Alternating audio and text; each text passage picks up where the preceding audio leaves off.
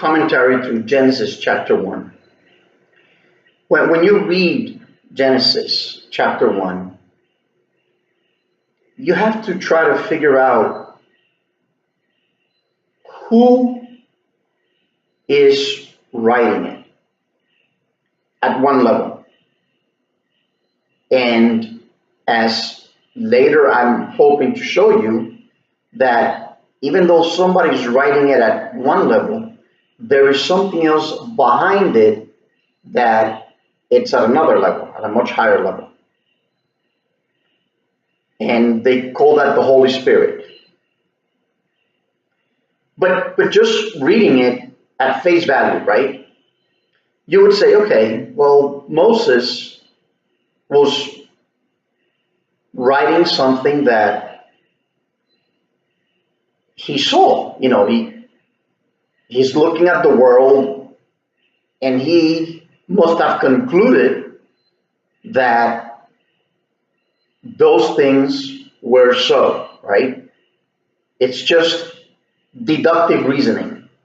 This is Moses writing in his mind at level 1, right?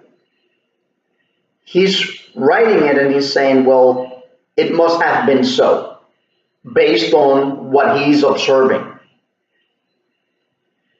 At a higher level, he's been inspired by the Holy Spirit.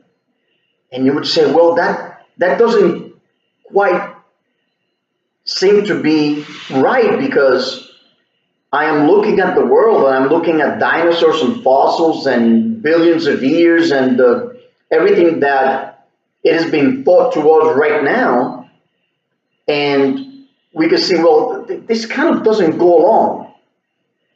And I would say to you, well, think about this.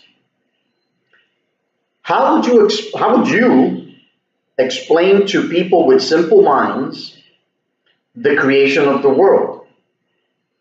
The complexity that it must have. You have to have, as the French say, a point depart. Something that will say, okay, this is not quite exactly how it happened, but you have to have something to start from, something to depart from. And so we'll start with a kind of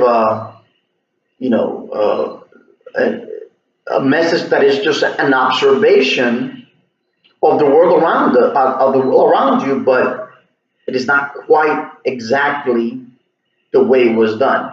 And that's fine, because you have to say to yourself, well, there is a God or there isn't a God. If there isn't a God, then very simple. Moses was just observing things and making deductions, and that's the end of that. But if there is a God, and I will try to prove to you that there is, then it doesn't matter just how much God knows. What matters is that we have to start a message that is simple for simple minds. And yes, it's not accurate, but you have to just accept it. You have to give a message for simple minds and just leave it at that. That was for people that lived 2, 3, 4,000 years ago, right?